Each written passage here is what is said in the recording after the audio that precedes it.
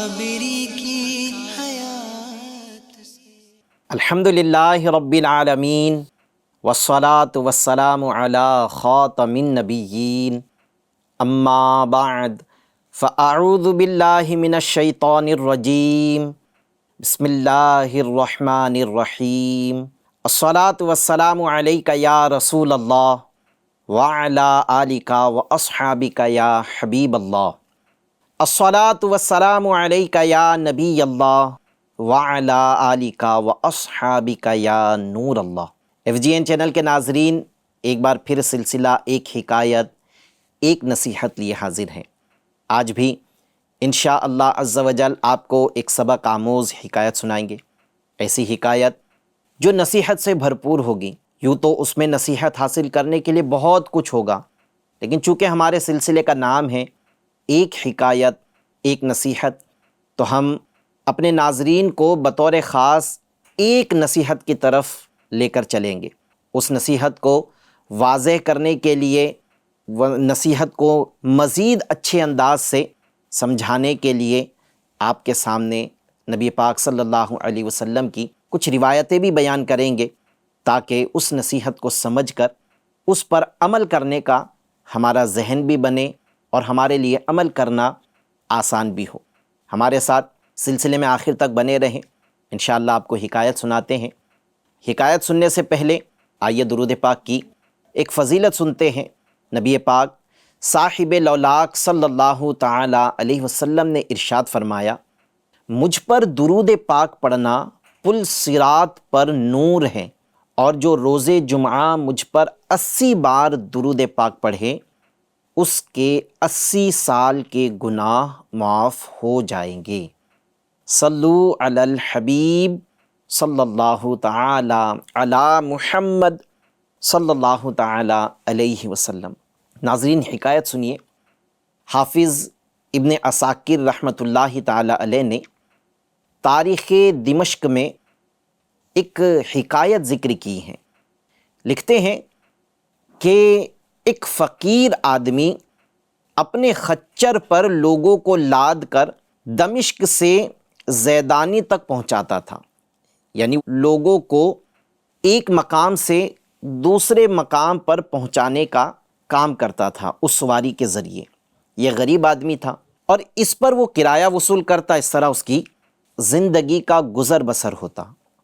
اس نے اپنا ایک قصہ بیان کیا کہ ایک مرتبہ میرے ساتھ ایک شخص سوار ہوا، اس سواری پر، اس خچر پر ایک سوار ہوا۔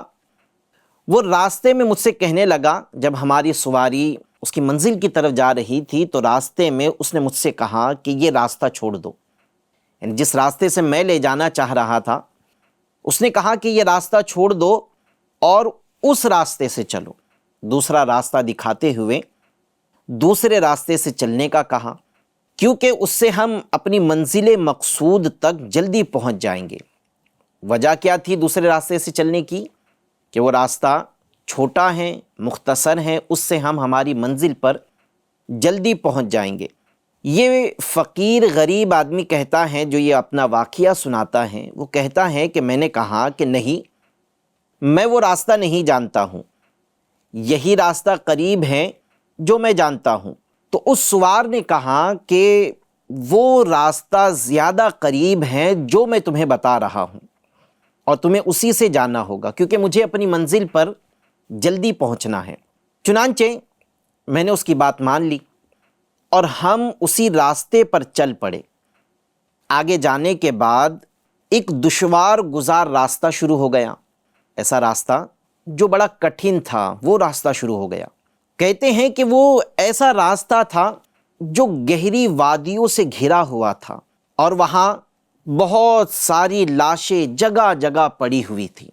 وہ راستے پر اس گہری وادی میں جگہ جگہ لاشیں بکھری ہوئی تھیں۔ اس نے کہا کہ یہاں رک جاؤ۔ میں رک گیا۔ وہ نیچے اترا اور اترتے ہی اس نے اپنے کمر سے بندھی ہوئی چھری نکالی اور مجھ پر حملہ آور ہونے لگا۔ فقیر کہتا ہے، وہ جو غریب آدمی ہے جو اپنا واقعہ سنا رہے ہیں، وہ کہتا ہے کہ میں جیسے ہی میں نے دیکھا کہ وہ مجھ پر حملہ آور ہو رہے ہیں، میں بھاگ کھڑا ہوا، میں آگے آگے اور وہ میرے پیچھے پیچھے بھاگنے لگا۔ آخر کار میں نے اسے اللہ کا واسطہ دے کر کہا کہ میرا خچر اور میرا سامان تم لے لو، مجھے قتل نہ کرو، میری جان بخش دو۔ اس نے کہا کہ وہ تو میں کروں گا، یعنی تیرا سامان تو میں لوں گا ہی، لیکن ساتھ ساتھ میں تجھے قتل بھی ضرور کروں گا۔ وہ کہتے ہیں کہ میں نے اسے اللہ سے ڈرایا اور قتل کی سزا یاد دلائی، لیکن اس نے میری ایک بھی نہ سنی۔ چنانچہ میں نے اس کے سامنے رک کر کہا، جب میں نے یہ محسوس کر لیا کہ اب یہ خچر اور سامان لے کر میری جان بخشنے تیار نہیں ہے، تو میں نے اس سے کہا کہ مجھے صرف 2 رکعت نماز پڑھنے کی مہلت دے دو، میں نماز پڑھ لوں، پھر تم جو کرنا چاہتے ہو میرے ساتھ کر لینا۔ اس نے کہا ٹھیک ہے، جلدی پڑھ لو۔ میں نے قبلہ رخ ہو کر نماز شروع کر دی، لیکن میں اس قدر خوف زدہ تھا کہ میری موت میرے سر پر منڈلا رہی تھی، قتل کرنے والا میرے پیچھے کھڑا تھا۔ میں اس قدر خوف زدہ تھا کہ میری زبان پر قرآن مجید کا ایک حرف بھی نہیں آ رہا تھا۔ قرآن کی صورت، قرآن کی آیات آنے کا تو بہت دور کی بات ہے، لیکن ایک حرف بھی مجھے یاد نہیں آ رہا تھا، اور ادھر وہ بار بار کہہ رہا تھا جلدی کرو، اپنی نماز جلدی ختم کرو۔ میں انتہائی حیران و پریشان تھا کہ کروں کیا۔ آخر کار اللہ پاک نے میری زبان پر قرآن مجید سورہ نمل کی یہ آیت جاری کر دی، اَمَّن یُجِیبُ الْمُضْطَرَّ اِذَا دَعَاهُ وَیَکْشِفُ السُّوءَ۔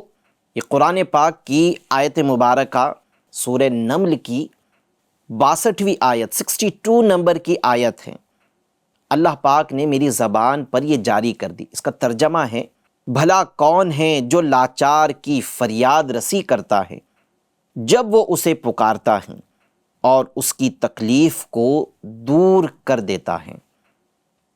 پھر میں نے وہ قصہ بیان کرنے والے کہتے ہیں کہ جب اللہ پاک نے میری زبان پر یہ آیت مبارکہ جاری کر دی تو میں نے اچانک دیکھا کہ ایک گھوڑا سوار ہاتھ میں نیزہ لیے ان گہری وادی میں سے کسی وادی کے منہ سے نمودار ہوا، اور اس نے آتے ہی وہ نیزہ اس شخص کو جو مجھے قتل کرنے کا ارادہ رکھتا تھا، اس کے سینے میں وہ نیزہ مار دیا، جس سے وہ شخص زمین پر گر کر مر گیا۔ میں نے گھوڑے سوار کو اللہ کا واسطہ دے کر پوچھا کہ تم کون ہو؟ اس نے کہا کہ مجھے اس نے بھیجا ہے جو لاچار کی فریاد رسی کرتا ہے اور اس کی تکلیف کو دور کر دیتا ہے۔ واقعہ بیان کرنے والے کہتے ہیں کہ پھر میں نے اپنا سامان لیا اور اپنے راستے چل پڑا، اور اللہ پاک نے میری جان محفوظ فرما دی۔ FGN چینل کے ناظرین، حکایت مکمل ہوئی۔ نصیحت کے مدنی پھول تو اس حکایت میں بہت سارے، لیکن ہم اپنے ناظرین کو اس حکایت کے ذریعے ایک خاص مدنی پھول کی طرف لے کر چلتے ہیں۔ وہ مدنی پھول کیا ہیں جس سے ہم نصیحت حاصل کر سکتے ہیں؟ وہ مدنی پھول ہیں کہ جب اللہ کو اس کا بندہ اپنی کسی تکلیف میں، اپنی کسی مصیبت میں دل سے پکارتا ہے، یعنی دعا کرتا ہے، تو وہ رب اس کی فریاد رسی کرتا ہے، اس کی دعا کو قبول فرماتا ہے، اس کی مصیبت کو دور کر دیتا ہے۔ یہ کہ جب بندہ اپنی مصیبت میں اللہ کو پکارتا ہے، پھر وہ پکارنا چاہے نماز کے ذریعے ہو یا کسی اور ذریعے سے، جی ہاں، نماز کے ذریعے بھی اللہ کی مدد لی جا سکتی ہے، بلکہ قرآن خود فرماتا ہے کہ اور نماز سے مدد چاہو۔ تو نماز سے مدد چاہنے کے متعلق تو نبی پاک صلی اللہ تعالیٰ علیہ وسلم کا معمول بھی تھا۔ آئیے اس بات کو واضح کرنے کے لیے کچھ روایت سناتا ہوں۔ حضور سید المرسلین صلی اللہ تعالیٰ علیہ وسلم بھی نماز سے مدد چاہتے تھے۔ جیسا کہ حضرت حذیفہ رضی اللہ تعالیٰ عنہ فرماتے ہیں، نبی کریم صلی اللہ تعالیٰ علیہ وسلم کو جب بھی کوئی سخت مہم پیش آتی تو آپ صلی اللہ تعالیٰ علیہ وسلم نماز میں مشغول ہو جاتے تھے۔ اسی طرح جو نماز استسقاء ہے اور جو نماز حاجت ہیں، وہ بھی نماز سے مدد چاہنے ہی کی صورتیں ہیں۔ نماز استسقاء کہ جب بارش نہ ہو تو بڑے سے میدان میں لوگ جمع ہوتے ہیں اور نماز ادا کرتے ہیں، پھر اس نماز کے بعد بارش کی اللہ تبارک و تعالیٰ سے دعا کرتے ہیں۔ یہ نماز استسقاء کہلاتی ہے۔ یہ نماز کا انداز عام نمازوں سے، یعنی جو دیگر فرائض کی نمازیں ہیں، ان سے بالکل مختلف ہیں۔ جیسے فرائض میں ترتیب صف کی یہ ہوتی ہے کہ بالغ افراد صف میں آگے کی طرف رہیں اور بچوں کو صف میں پیچھے کی طرف آخر میں ان کی صف بنائی جاتی ہے۔ لیکن نماز استسقاء میں انداز یہ ہوگا کہ بچوں کی اور جانوروں کی صفیں آگے بنائی جائے گی۔ اس نماز میں جانوروں کو بھی لایا جاتا ہے کہ بچوں اور جانوروں کی وجہ سے اللہ تبارک و تعالیٰ اس قوم پر جس پر بارش نہیں برس رہی ہے رحم فرمائے۔ تو ان لوگوں کی صفیں بالغ لوگوں کی صفوں سے آگے بنے گی اور پھر بالغ افراد پیچھے کی صف میں نماز پڑھیں گے۔ خیر، یہ تو ایک ضمناً بات آئی تھی، تو نالج میں اضافے کے لیے نماز استسقاء سے متعلق کچھ باتیں میں نے آپ کو عرض کی۔ لیکن یہ نماز استسقاء بھی ایک اللہ تبارک و تعالیٰ سے مدد چاہنے کی صورت ہے۔ اللہ تبارک و تعالیٰ کو پکارنے، اسے یاد کرنے، اس کی امداد حاصل کرنے کی صورت ہے۔ اسی طرح نماز حاجت، اگر کسی کو کوئی مصیبت میں نے گھیرا ہے، تکلیف میں مبتلا ہے، تو وہ چاہتا ہے کہ میری تکلیف دور ہو، تو وہ نماز حاجت ادا کرتا ہے۔ پھر اس کے بعد نماز حاجت ادا کرنے کے بعد وہ اللہ تبارک و تعالیٰ کی کبریائی بیان کرتا ہے، اللہ پاک کی حمد کرتا ہے، اللہ پاک کی ثنا بیان کرتا ہے، پھر درود پاک پڑھتا ہے، پھر اس کے بعد ایک مخصوص دعا ہے وہ دعا کرتا ہے، یا عام زبان میں جس طرح ہم دعا کرتے ہیں اس طرح وہ اللہ سے دعا کرتا ہے۔ تو یہ نماز حاجت بھی اللہ تبارک و تعالیٰ سے مدد چاہنے کی ایک صورت ہے۔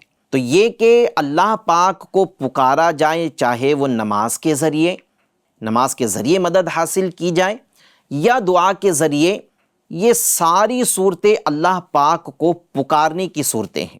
جو ابھی ہم نے حکایت سنی، اس میں بھی ہم نے یہی سنا کہ وہ شخص جب اپنی مصیبت میں گھر گیا تو اس سے نجات کے لیے اس نے نماز پڑھی اور اللہ کریم نے اس نماز کی برکت سے اس کی مصیبت کو دور فرما دیا۔ میرے پیارے پیارے FGN چینل کے ناظرین، اللہ تعالی مجبوروں اور لاچاروں کی فریاد یقیناً سنتا ہے، ان کی داد رسی فرماتا ہے۔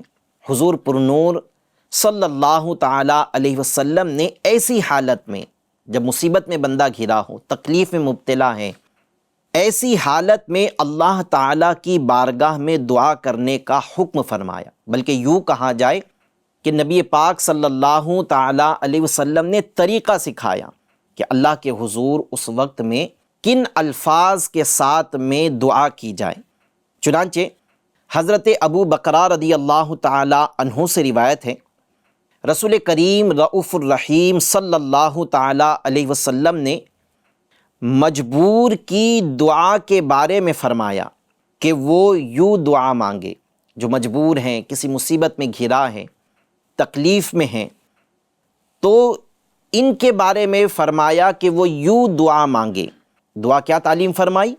اللہم رحمتک ارجو فلا تکلنی الی نفسی طرفۃ عینی وَأَصْلِحْ لِي شَأْنِي كُلَّهُ لَا إِلَٰهَ إِلَّا أَنْتَ، یعنی یوں دعا کرے، اللہم رحمتک، اے اللہ میں تیری رحمت کا امیدوار ہوں، تو مجھے آنکھ جھپکنے کی دیر بھی میرے نفس کے حوالے نہ کر، یعنی پلک جھپکنے میں جتنا وقت لگتا ہے اتنے وقت کے لیے بھی مجھے میرے نفس کے حوالے نہ کر، اور میرے سارے کام درست فرما دے۔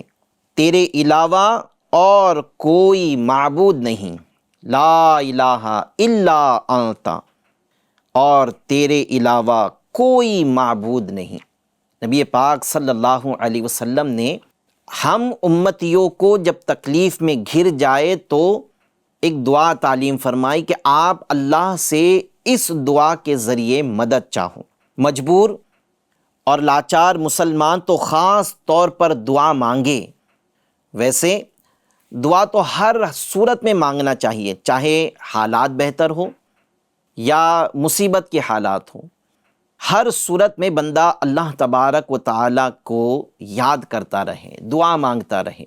آج دیکھا یہ جاتا ہے کہ جب تکلیف آتی ہے تو اللہ کو یاد کیا جاتا ہے، اسے دعا کی جاتی ہے۔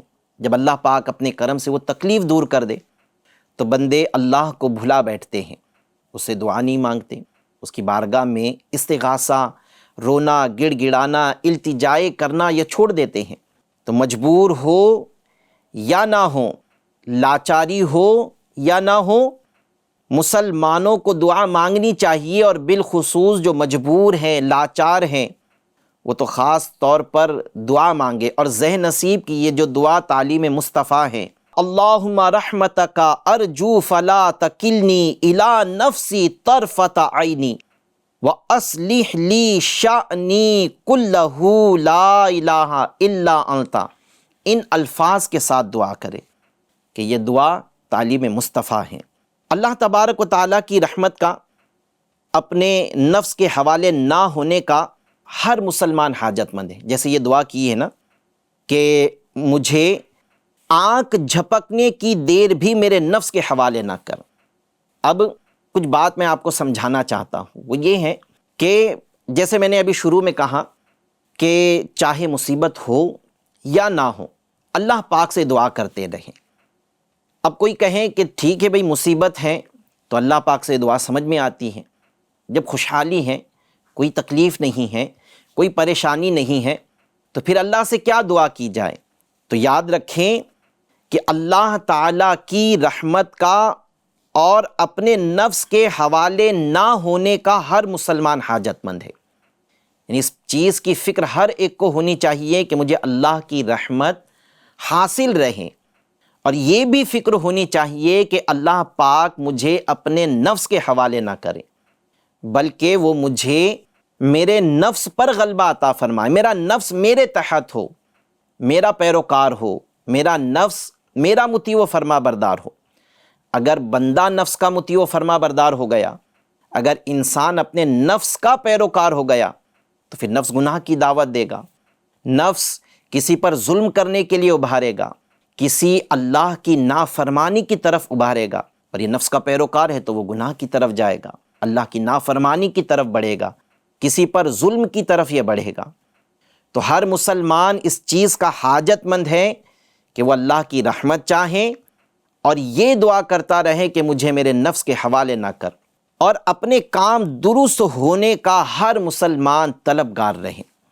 ابھی کام صحیح ہیں، آگے بھی صحیح رہے، اس کا بھی طلبگار رہے، اور اللہ پاک سے دعا مانگتا رہے۔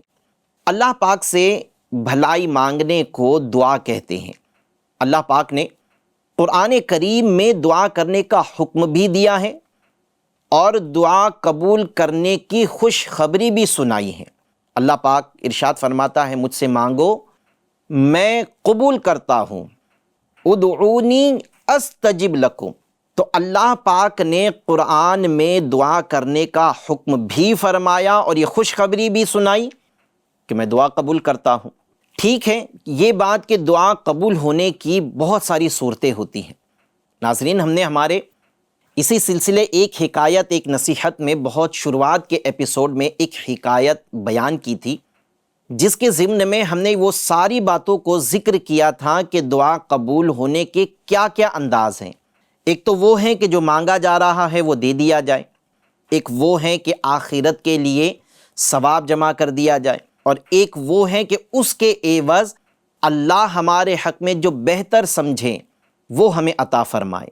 تو جو یہ دعا قبول ہونے کے مختلف انداز ہیں، لیکن دعا بندے کی جانے والی قبول ضرور ہوتی ہیں۔ تو یہ خوشخبری اللہ نے سنائی کہ کہ مجھ سے مانگو میں عطا کرتا ہوں۔ نیز یہ بھی ارشاد ربانی ہے کہ اے ابن آدم، اگر تو مجھ سے مانگے گا تو میں تجھے دوں گا، اور تو مجھ سے نہیں مانگے گا تو میں تجھ پر غضب فرماؤں گا۔ جو اللہ پاک سے نہیں مانگتا، دعا نہیں کرتا، اللہ پاک اس پر غضبناک ہوتا ہے۔ رسول اللہ صلی اللہ علیہ وسلم نے دعا کی اہمیت یوں بیان فرمائی ہے۔ نبی پاک صلی اللہ علیہ وسلم کا فرمان ہے، الدعاء مخ العبادہ، یعنی فرمایا کہ دعا عبادت کا مغز ہے۔ تو دعا جو ہے وہ عبادت کا بھی مغز ہے، یعنی دعا گویا کہ ایک طرح کی صرف عبادت ہی نہیں بلکہ عبادت کی اصل ہے، عبادت کا مغز ہے۔ ایک موقع پر یہ بھی ارشاد فرمایا، الدعاء سلاح المؤمن، یعنی دعا مومن کا ہتھیار ہے۔ پھر فرمایا وہ عماد الدین، اور دین کا ستون ہے، اور فرمایا وَنُورُ السَّمَاوَاتِ وَالْأَرْضِ، اور دعا زمین و آسمان کا نور ہے۔ دعا کے فضائل نبی پاک صلی اللہ علیہ وسلم نے خود فرمائے، خود اللہ پاک نے دعا کے فضائل بھی بیان کیے اور حکم بھی دیا، اور یہ خوشخبری بھی سنائی کہ مجھ سے دعا مانگو میں قبول کرتا ہوں۔ AFGN چینل کے ناظرین، ہم غور کریں کہ کیا ہم دعا سے کام لیتے ہیں؟ جیسے میں نے دوران بیان یہ بات ذکر کی کہ ہم جب تکلیف میں گھرتے ہیں تو دعا کرتے ہیں، لیکن جب تکلیف ہم سے دور کر دی جاتی ہیں تو ہم دعا نہیں کرتے، ہم اللہ کو بھول جاتے ہیں، اس کی عبادت سے بھی غافل ہو جاتے ہیں۔ ایسا نہیں ہونا چاہیے، بلکہ بندے کو ہر حال میں اللہ تبارک و تعالیٰ کے حضور دعا کرتے رہنی چاہیے۔ اگر تکلیف ہے تو وہ دفع ہو جائے، اور نہیں ہے تو آنے والی تکلیفوں سے محفوظ رہوں، یہ دعا کرنی چاہیے۔ پھر گناہوں کی جو تکلیف ہمیں لگی ہے، گناہوں کی بیماری نے جو ہمیں گھیرا ہے، اس سے نجات کی ہمیں دعا کرتے رہنا چاہیے۔ اب ایک شخص تو وہ ہیں کہ جو مصیبت میں دعا کرتا ہے، خوشحالی میں دعا نہیں کرتا۔ ایک لوگ وہ پائے جاتے ہیں جو دعا تو کرتے ہیں لیکن ان کی دعا صرف اپنی دنیا کی حد تک محدود رہتی ہے۔ کاروبار اچھا نہیں چل رہا ہے، کاروبار اچھا چلنے لگے، جاب کی تلاش میں در بدر ہوں، جاب مل جائے، شادی نہیں ہو رہی ہے، نکاح کے اسباب بن جائے، فلاں مصیبت نے گھیرا ہے، مصیبت دور ہو جائے، فلاں نے پیسہ لیا ہے لوٹا نہیں رہا ہے، میری رقم مجھے مل جائے، اس کی دعا ہی کرتے ہیں۔ کرنی بھی چاہیے کہ رب کے آگے اگر ہم التجائی نہیں کریں گے تو پھر کس کے در پر جائیں گے؟ لیکن میرے ناظرین، جو ابھی دعا تعلیم مصطفیٰ تھی، نبی پاک صلی اللہ علیہ وسلم نے جو فرمایا کہ ہم اللہ پاک کی رحمت کا سوال کریں کہ یا اللہ میں تجھ سے تیری رحمت کا امیدوار ہوں۔ جب بھی ہم دعا کریں تو اللہ کی رحمت کا سوال کریں کہ ہم پر اپنی رحمت نازل فرما۔ پھر تعلیم مصطفیٰ تھی کہ آنکھ جھپکنے کی مقدار بھی مجھے میرے نفس کے حوالے نہ کر، یعنی مجھے گناہوں کی بیماری سے شفا عطا فرما دے، میری گناہوں کی عادت دور کر دے، میری گناہوں کی لت چھوٹ جائے۔ یہ تعلیم تھی ہمارے نبی صلی اللہ علیہ وسلم کی، ہم اس کی دعا پہلے کریں، گناہوں کی عادت چھوٹ جائے، جو گناہ ہوئے وہ معاف ہو جائے، عذاب قبر سے نجات مل جائے، عذاب آخرت سے جان چھوٹ جائے، جہنم میں داخل نہ کیے جائے، جنت میں داخلہ نصیب ہو جائے۔ پہلے ان سب کی دعا کرنی چاہیے، پھر اس کے بعد ہم اللہ تبارک و تعالیٰ سے اب اپنے سارے کام درست ہونے کی دعا کریں۔ یعنی بیماری ہے، تکلیف ہے، تو وہ بیماری دور ہو، تکلیف دور ہو، جس چیز کی حاجت ہے اب ہم اس کا سوال کریں۔ تو یہ ایک تعلیم مصطفیٰ بھی تھی کہ اس انداز سے اللہ کی بارگاہ میں دعا کی جائے۔ AFGN چینل کے ناظرین، دعا سے کام لیجئے، دعاؤں سے مصیبتیں دور ہوتی ہیں، حتیٰ کہ دعا کرنے والے سے اللہ خوش ہوتا ہے۔ تو دعا کرنے کی عادت بنائیے، اور دعا کرنے کا طریقہ بھی ہم نے سیکھا، اس انداز کو بھی اختیار کرے۔ اللہ تبارک و تعالی ہم سب کا حامی و ناصر رہیں۔ اللہ پاک ہم سب کو دعا کرنے کی توفیق عطا فرمائے۔ آج کا ہمارا یہ ایپیسوڈ، اس کی حکایت اور اس سے ملنے والے مدنی پھول مکمل ہوئے۔ انشاءاللہ عز و جل پھر نئے حکایت اور نئے مدنی پھولوں کے ساتھ پھر حاضر ہوں گے. تب تک کے لیے اجازت دیجیے. صلو علی الحبیب صلی اللہ علی محمد صلی اللہ علیہ وسلم. ملتا ہے در سے آخرت ان واقعات سے، سیکھیں سبق آؤ اکابری